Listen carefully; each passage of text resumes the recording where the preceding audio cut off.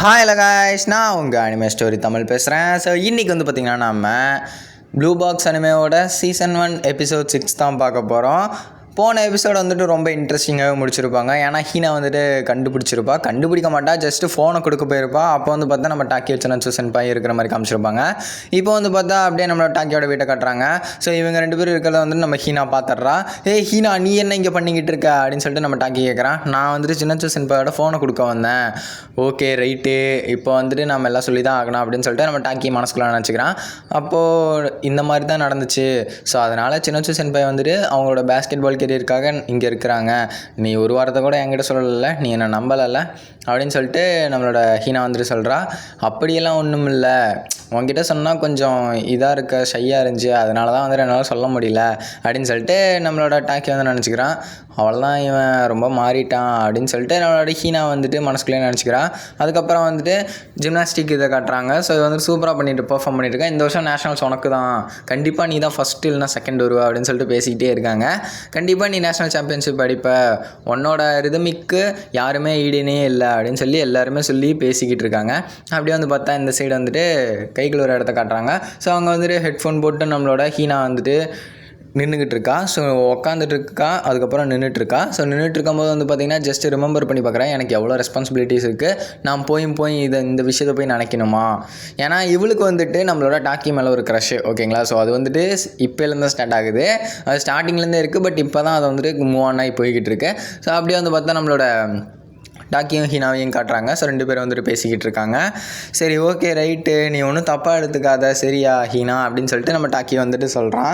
சொல்லிட்டு இருக்கும்போதே அப்புறம் நம்ம ஹீனா வந்துட்டு பார்க்குறான். ஸோ நம்ம டாக்கி எவ்வளோ கஷ்டப்பட்டு விளையாடுறான், நான் அவனை எவ்வளோ கேர் பண்ணுறேன், ஆனால் அவன் என்னை கண்டுக்கவே மாட்டேங்கிறானே அப்படின்னு சொல்லிட்டு அவன் மனசுக்குள்ளே தோணுது. ஆனால் வந்துட்டு அவன் ஒரு விஷயம் கூட சொல்லலை.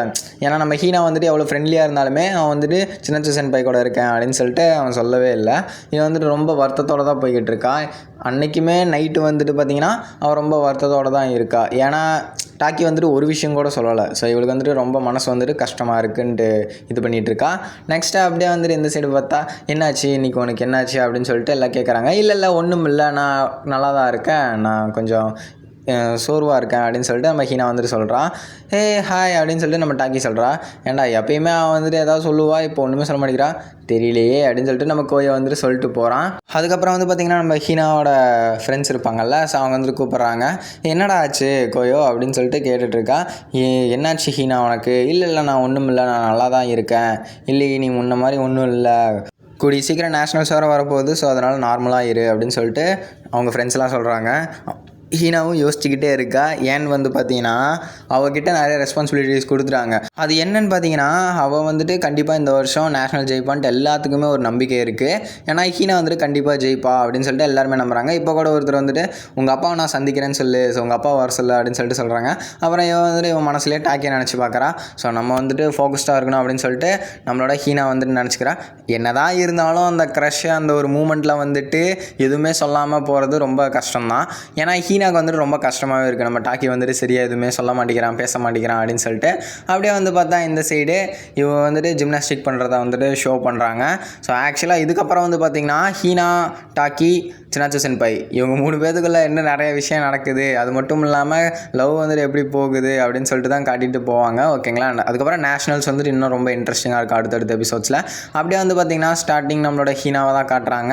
ஸோ ஹீனா வந்துட்டு ஜிம்னாஸ்டிக் ரிதமிக் பண்ணிகிட்டு இருக்கா. ஸோ ரொம்ப சூப்பராகவே இன்றைக்கி வந்துட்டு ரொம்ப பர்ஃபார்ம் பண்ணியிருக்கா அப்படின்னு சொல்லிட்டு எல்லாருமே சொல்கிறாங்க. அதுக்கப்புறமா வந்து பார்த்தா நடந்து போயிட்டுருக்கும்போது வந்து பார்த்தா சடனாக ஒருத்தர் வந்துட்டு இடிச்சிட்றாங்க. என்னென்னா பேட்மிண்டன் கோர்ட்லேருந்து வரானுங்க, வந்துட்டு இடிச்சிடறானுங்க, தெரியாமல் தான் அடிக்கிறானுங்க. சடனாக அவளுக்கு வந்துட்டு ஆங்கிள் ட்விஸ்ட் ஆகிடுது, ஓகேங்களா. ஸோ அந்த லெக்குக்கு கீழே வந்துட்டு இருக்கும். ஸோ ஆங்கிள் ட்விஸ்ட் ஆனோடனே உனக்கு என்னாச்சு ஹீனா அப்படின்னு சொல்லிட்டு டாக்கி கேட்குறான். ஸோ சரி கோயோ போய் ஸ்டாஃப்ட்ட சொல்லிடு அப்படின்னு சொல்லும்போது நான் சொல்லிடுறேன் அப்படின்னு சொல்லிட்டு நம்ம கோயோ வந்துட்டு சொல்கிறோம். ரொம்ப நன்றி அப்படின்னு சொல்லிட்டு அவளை வந்துட்டு ஹாஸ்பிட்டலுக்கு எடுத்துகிட்டு போகிறாங்க. ஸோ ஓகேவா, ஸோ ட்ரீட்மெண்ட்காக. ஸோ இங்கே வந்துட்டு பார்த்திங்கன்னா ஜஸ்ட் ஐஸ் பேக்ஸ் வச்சிங்கனாலே போதும், உங்களுக்கு வந்துட்டு சரியாக போய்டும் அப்படின்னு சொல்லிட்டு டாக்டர் சொல்லிட்டு போகிறாங்க. ஓகே சரி உனக்கு என்னென்ன ட்ரபிள் இருக்குது அப்படின்னு சொல்லிட்டு நம்மளோட டாக்கி வந்துட்டு கேட்குறான். எனக்கா நிறையா ரெஸ்பான்சிபிலிட்டிஸ் வந்துட்டு கொடுத்துட்டாங்க, அதனால் வந்துட்டு நிறையா புலம்பிக்கிட்டே இருக்கா நம்ம டாக்கி கிட்ட, நீ ஒன்றும் கவலைப்படாத, அதெல்லாம் ஒன்றும் இல்லை, ஜஸ்ட் எப்பயும் போல் ஃப்ரீயாகவே நீ இரு அப்படின்னு சொல்லிட்டு நம்ம டாக்கியும் சொல்கிறான்.